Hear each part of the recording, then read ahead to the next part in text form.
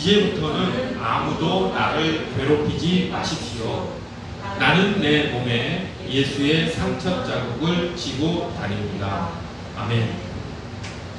사도 바울이 갈라디아서 이제 편지를 마지막으로 마무리하는 그런 오늘 본문 말씀입니다. 이제부터는 아무도 나를 괴롭히지 마십시오라고 하는 이 말씀은 이제는 이 갈라디아서에서 논쟁했던 이런 논쟁은 그만합시다 라고 말을 하고 있는 것이죠. 그리고 예수님의 그 흔적을, 상처 자국을 지고 다니며 우리가 해야 될 일이 많이 있습니다. 그 일을 하기에도 이제 벅차고 시간도 넉넉지 않고 하니 이제는 갈라디아서에서 논쟁했던 이런 논쟁을 이제 그만합시다. 그 일로 인해서 나를 괴롭히지 마십시오라고 하는 그런 말입니다. 그러면 우리가 갈라디아서에서 했던 논쟁이 무엇인지는 우리가 아주 간략하게 살펴보면 율법과 은혜의 그런 논쟁이었습니다. 거짓 교사들, 갈라디아 교회에 침투한 거짓 교사들은 율법을 행함으로써 인간의 공로를 통하여 구원을 얻는다. 그리고 기독교는 유대교로부터 구약 성경으로부터 이렇게 유래된 그런 새로운 종교이긴 하지만 구약에서 요구한 율법도 철저히 지켜서 우리가 구원을 받아야 한다라고 주장하는 율법주의자들의 주장과 그것이 아니라 우리의 구원은 예수 그리스도의 십자가의 은혜로 값없이 우리가 얻는 것이다. 인간의 공로는 여기에 한치도 들어올 틈이 없다. 오직 은혜로만 우리가 구원을 받는 것이다 라고 하는 그런 논쟁이었습니다. 특별히 할례를 받아야 된다라고 주장하는 거짓 교사들과 사도 바울은 할례를 받고 안 받고는 중요한 것이 아니고 할례를 받든 안 받든 우리가 하나님의 은혜 가운데 구원받고 은혜 가운데 살아가야 된다라고 하는 그런 논쟁이 가장 주목되는 그런 논쟁점이었습니다. 이제는 사도 바울이 그 길었던 그 논쟁을 끝마치고 이제는 그 일로 우리 그만 운영합시다. 즉 갈라디아 교인들에게 이제는 거짓 교사들에게 더 이상 미혹당하지 마십시오. 여러분 갈라디아 교회 교인 여러분이 그 거짓 교사들의 유혹에 넘어가면 나는 너무 괴롭습니다. 그렇게 미혹에 빠지지 마시고 예수 그리스도를 믿음으로 우리 예수 그리스도가 그 십자가에서 당하셨던 그 고난의 의미를 우리 삶 가운데 깊이 새기고 우리 복음을 전하고 성령의 이끄심에 순종하며 살아갑시다 라고 지금 이야기하고 있는 것이지요. 그래서 이렇게 이제 사도 바울은 과거에 있었던 이런 논쟁은 접어두고 앞으로 이제 예수 그리스도와 함께하는 삶을 살아갑시다 라고 편지를 마무리하는 것입니다. 그래서 오늘 하나님의 말씀의 핵심은 예수님의 흔적이라고 하는 제목으로 우리가 은혜를 받을 것입니다. 성경 번역본에 따라서 여러 가지로 이 표현을 하고 있습니다. 예수의 흔적이라고 표현하는 성경도 있고 오늘 우리 새번역 성경에서는 예수의 상처 자국 이렇게 표현을 했지요. 또 예수의 낙인이라고 표현하는 성경도 있습니다. 또 영어 성경에는 또 마크스 오브 지저스, 마크라고 하는 흔적이라고 표시라고 하는 그런 단어를 쓰기도 하고 그 다음에 스카스, 상처라는 뜻의 스카라는 단어를 쓰기도 합니다. 그러면 이 예수의 흔적, 예수의 낙인, 예수의 상처 자국, 마크, 스카 이런 단어를 써서 지금 사도 바울은 본인이 자신이 예수님의 그 흔적을, 예수님의 그 표지를, 상처 자국을 지금 본인이 지고 다닌다라고 하는 것이 무슨 의미인지 우리가 살펴보기를 원합니다. 세 가지 정도로 이 예수의 흔적을 내가 지고 다닌다. 예수의 낙인을 내가 찍고 그것을 산 가운데 가지고 다닌다라고 하는 그 말씀의 의미가 무엇인지 한 세 가지 정도로 살펴보자 합니다.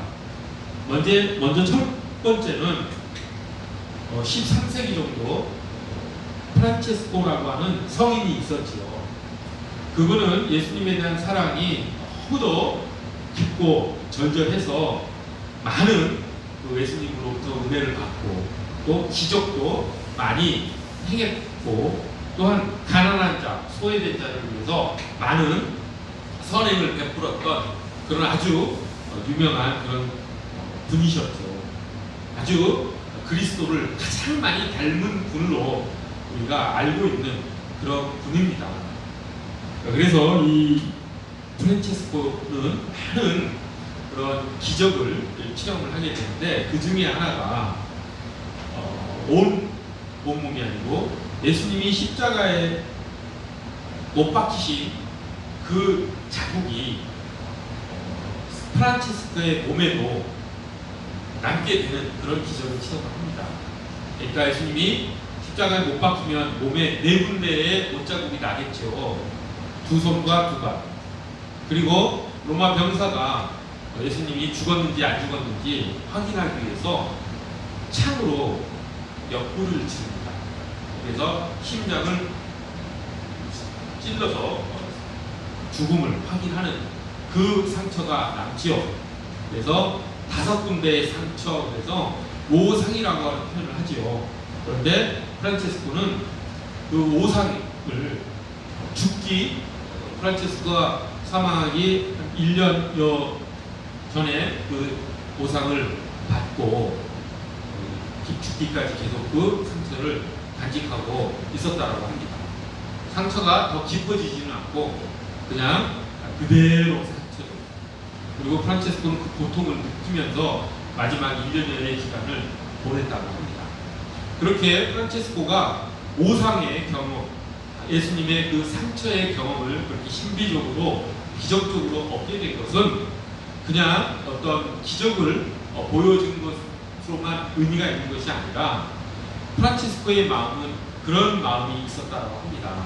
무엇이냐면 예수님이 십자가에 못 박혀 돌아가시면서 겪었던 그 고난과 고통은 사랑에 의해서 그 고난과 고통을 기꺼이 감수할 수 있었던 그런 고통이라고 프란체스코는 생각을 했던 것이죠. 그러니까 사람을 사랑하거나 하나님을 사랑할 때 그 사랑이 너무 뜨겁거나 진실되면 그 자신에게 설사 고난이 온다 하더라도 고통이 온다 하더라도 그것을 넉넉히 감당할 수 있는 능력이 생긴다라고 하는 것을 프란체스코는 알았던 것이죠. 그래서 그렇게 기도했다라고 합니다. 주님, 제게도 주님의 그 십자가의 고통과 고난을 제게 주십시오. 하지만 그 고통과 고난을 넉넉히 감당할 수 있는 사랑도 저에게 주십시오 라고 기도를 했다라고 합니다. 그러자 주님께서 그 오상을 허락하신 것이죠. 이 말이 잘 실감이 안 나십니까? 그러면 여러분, 부모들이 아주 힘든 그런 일을 하면서 자식을 사랑하는 그런 것을 한번 생각해 보십시오. 부모는 자녀를 너무 사랑하기 때문에 자신에게 힘든 일이 있어도 그 힘든 일이 전혀 힘들지 않을 때가 많이 있습니다. 특히 엄마들이 자녀를 낳고 또 기르는 그 1년여의 그 갓난아기 기간 동안 엄마의 그 아이를 양육하는 그 고생이 얼마나 컸겠습니까? 하지만 엄마의 그 사랑은 그 어려움과 고통을 넉넉히 감당하고도 남을 만큼 큽니다. 그렇기 때문에 고통이 실제로 엄마에게 있지만 그 고통이 사랑으로 그것이 감당이 커버가 된다라고 하는 것을 우리가 알 수 있는 것이죠. 그리고 예전 우리나라 60년대, 70년대, 80년대까지도 시골에 있는, 요즘도 그렇겠죠, 그 부모님들이 자식을 교육시키기 위해서 지방에서, 시골에서 서울로 대학을 보내는데 얼마나 많은 경제력이 투자가 됐겠습니까? 그래서 소를 한 마리, 송아지를 이렇게 키워서 그 소가 다 자라면 등록금을 내고 하는 식으로 이렇게 자녀 교육을 했다라고 합니다. 그때 부모님들 시골에서 농사를 지으면서 얼마나 힘들겠습니까? 하지만 자녀가 서울에서 그렇게 대학 교육을 받고 앞으로 세상에서 이제 좋은 직장으로서 잘 살 것이다 라고 하는 그런 희망을 품고 그런 어려운 일을 다 감당하시면서 그렇게 자녀를 양육했지요. 그런 것을 봤을 때도 고난과 사랑의 그 함수 관계가 어떤 관계인지를 우리가 알 수가 있습니다. 그것이 극대화된 것, 그것이 가장 순수화된 것이 예수 그리스도의 십자가의 사랑인 것이죠. 예수님께서는 우리의 구원을 위해서 우리를 너무도 사랑하셔서 우리가 죄인으로서 이 세상의 삶을 끝마치지 않고 의인으로서 하나님 앞에 설 수 있도록 하시기 위해 그 고난을 기꺼이 감당하셨던 것이죠. 그렇기 때문에 프란체스코는 그 예수 그리스도의 그 사랑을 본인도 마음속으로 또 실제로 절절히 체험하고 경험하고 느끼기 위해서 그런 기도를 했던 것이고, 주님께서는 그 마음을 아시고 그 상처를 5군데의 못자국과 창자국을 허락하신 것이죠. 그러면 프란체스코의 그 삶은 어땠을까요? 오상을 지니고 살았을 때 아마 프란체스코는 그 오상에서 느껴지는 고통, 또 오상을 볼 때마다 더욱더 이웃을 사랑하고 하나님을 사랑하는 삶 속으로 깊이 걸어 들어갔을 것입니다.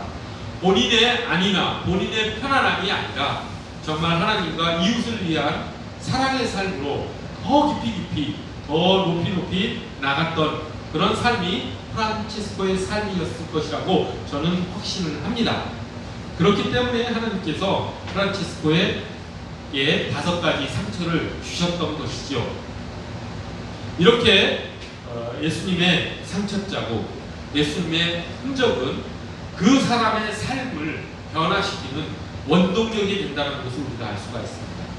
그것을 사도 바울은 유럽을 복음화하면서 유럽 전역을 곳곳을 누비면서 복음을 전하면서 예수의 그 상처자국, 그 흔적을 실제로 자신의 손과 발과 옆구리에 느끼면서 복음을 전했을 수도 있습니다.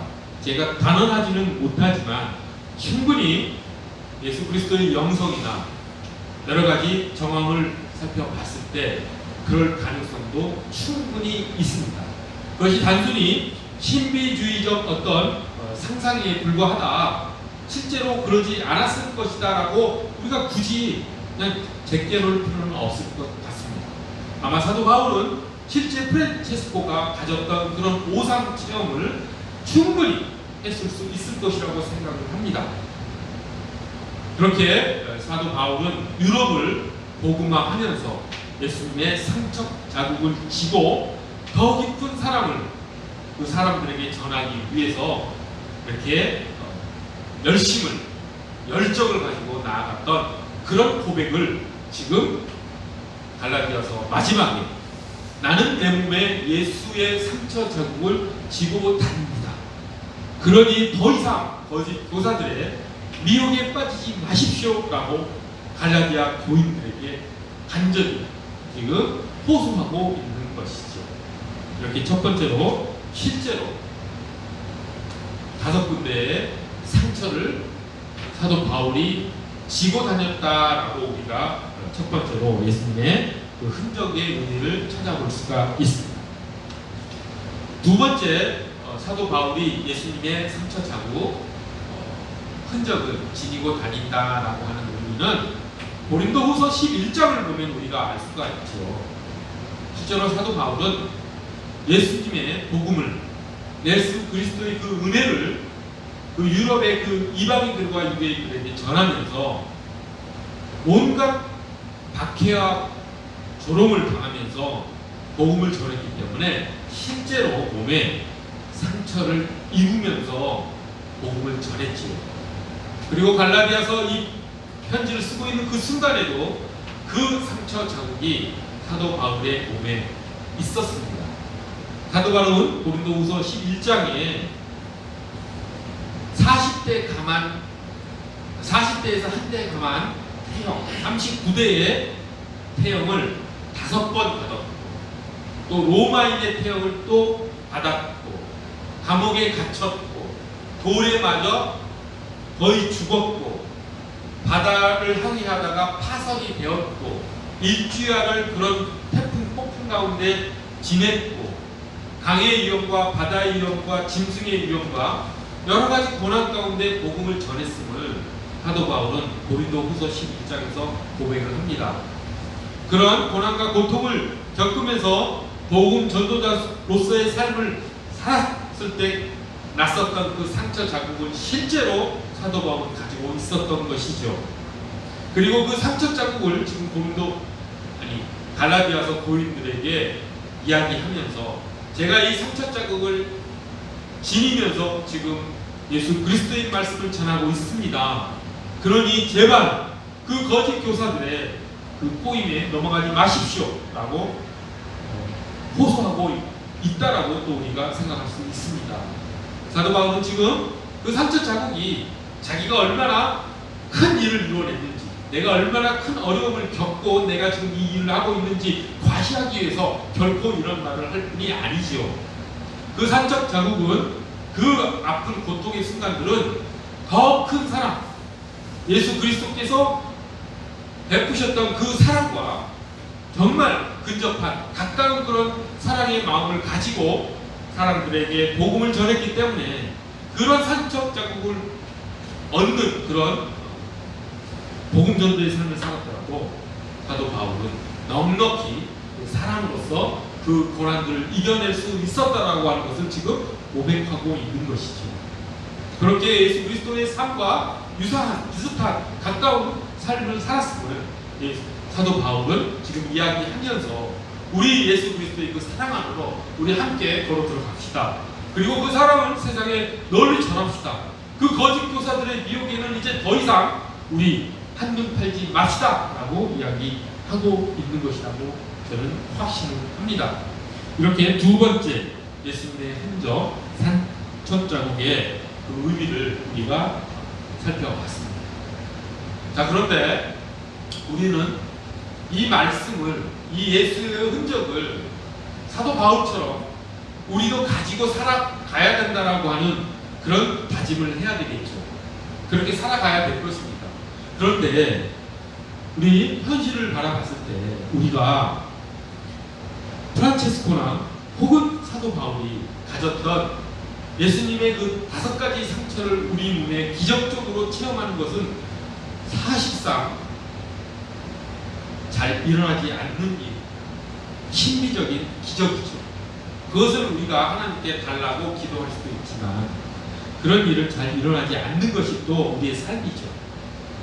그리고 두 번째, 오늘날 우리가 사도 바울이 유럽을 복음화하면서 겪었던 그 고난과 고통, 그 박해를 겪으면서 신앙생활을 하는 사람 거의 없지 않습니까? 그런 분들은 일부 아주 오지에 들어가서 선교하는 그런 선교사들의 삶 가운데 나타나는 그런 일들이죠. 그것을 우리가 소망하며 준비할 수도 있겠지만 현재 우리의 삶 속에서 그런 어려움과 박해가 일어나기 힘들죠. 그렇다고 한다면 우리의 삶 가운데 그냥 평범한 삶을 살아가는 예수 그리스도를 쫓는 우리들의 삶 속에서의 예수 그리스도의 상처 자국, 예수 그리스도의 흔적은 무엇인지 우리가 세 번째 그 의미를 살펴봐야 될 것입니다. 그러면 예수의 흔적을 가지고 살아간다라고 하는 사도 바울의 그 고백이 우리에게는 현실에서, 실제의 삶에서 어떻게 받아들여야 되는가? 그것은 우리가 그 예수님의 십자가에서 겪으셨던 그 고난을 우리가 기도하면서, 그것을 묵상하면서, 그것을 기억하면서 그 예수님께서 십자가에서 당하셨던 그 고통을, 그 고통의 의미를 우리 삶 가운데 우리가 펼쳐나가도록, 그 예수님의 사랑을 우리가 실천하도록 우리가 요구받는다라고 하는 것이죠. 현실적으로 우리의 삶 가운데에서 예수의 흔적이라고 하는 것은 예수 그리스도의 그 사랑을 우리가 기억을 하고, 사도 바울이 겪었던 그 고통과 고난의 복음 전도의 사업을 우리가 기억하면서, 예수님이 겪었던 그 고통이 2000년 전의 고통으로만 끝나는 것이 아니라, 그것이 우리를 구원했을 뿐만 아니라 지금 현재 우리에게 의미 있게 다가오도록 우리가 그것을 기억하고, 그 기억을 바탕으로 그것을 기념하면서 우리의 삶 가운데 사랑을 실천하도록 하는 것이 우리가 그 예수의 흔적을 지고 살아가는 삶일 것입니다. 어떻게 보면 대단히 간단한 삶입니다. 되게 쉬운 삶입니다. 내 옆에 있는 사람에게, 이웃에게 따뜻한 말 한마디를 전해주는 것도 예수 흔적을 지고 살아가는 삶의 한 모습이 될 것입니다. 무엇보다도 우리는 자기의 유익이나 자기의 이익보다도, 자기의 편안함보다도 예수 그리스도께서 몸소 실천하셨던 섬김과 희생의 삶으로 우리가 나아가는 것이 예수의 흔적을 지고 살아가는 삶일 것이라고 생각을 합니다. 하나의 예를 들어서 사람들은 어떤 일을 위해서 모임을 갖습니다. 우리 찬양단도 이렇게 모임을 이렇게 가져서 연습을 해야 되는 그런 현실이 우리의 삶 앞에, 찬양단의 삶 앞에 닥칩니다. 근데 다 자기 사정이 있지요. 자기가 생활하는 시간들이 있고 스케줄이 있고, 근데 찬양단의 모임은 해야 되고, 그랬을 때 섬김과 희생의 삶은 어떤 모습인가 라고 하는 것을 잘 생각을 하면서 그 모임에 임하는 그런 찬양단이 되는 것이 예수님의 상처 자국을 지고 살아가는 그런 그리스도인의 삶일 것입니다. 참 찬양단 힘들죠. 요즘 젊은이들이 시간 맞추기가 참 어렵습니다. 각자 해야 될 일도 많고, 그래서 참 어려울 것이라고 생각이 되지만, 우리 깊이 예수 그리스도의 그 흔적의 삶, 섬김과 희생의 삶을 살았던 예수 그리스도의 그 사랑을 기억하면서 조금씩 자기의 희생과 헌섬김을 나누는 그런 찬양단이 됩니다. 또 찬양단뿐만 아니라 그 사랑 교회 모든 분들이 그렇게 섬김과 희생의 삶을 살아감으로써 예수 그리스도의 흔적을 지고 살아가는 그 사랑 교회가 되기를 간절히 소원합니다. 기도합시다. 거룩하고 자비로우신 하나님 아버지, 예수 그리스도의 흔적이 우리의 심령 가운데 깊이 새겨지기를 간절히 소원합니다. 우리가 비록 그 기적적인 오상을 체험하지 못한다 할지라도, 사도 바울처럼 그런 엄청난 고통과 고난을 겪는 그런 삶을 살지 못한다 할지라도, 오늘날 현대의 풍요로운 물질적인 환경 속에서 우리가 편안한 신앙생활을 한다 할지라도 우리에게도 예수 그리스도의 흔적이 남겨지게 하여 주옵시고, 그 흔적의 의미를 저희가 마음속 깊이 간직하며 그것을 삶 가운데 실천하며 살아가는 우리가 되기를 하나님 간절히 원하오니 저희를 그렇게 인도하여 주시옵소서. 무엇보다도 섬김과 희생의 삶이 그 예수 그리스도의 흔적을 우리가 지고 살아가는 삶임을 저희가 믿습니다. 그러한 예수 그리스도의 삶을 본받아 나아가는 그 십자가의 은혜를 우리가 넉넉히 누리는 그런 삶이 될 수 있도록 저희를 이끌어 주시옵소서. 감사드리오며 교신 예수 그리스도 이름 받들어 기도드립니다.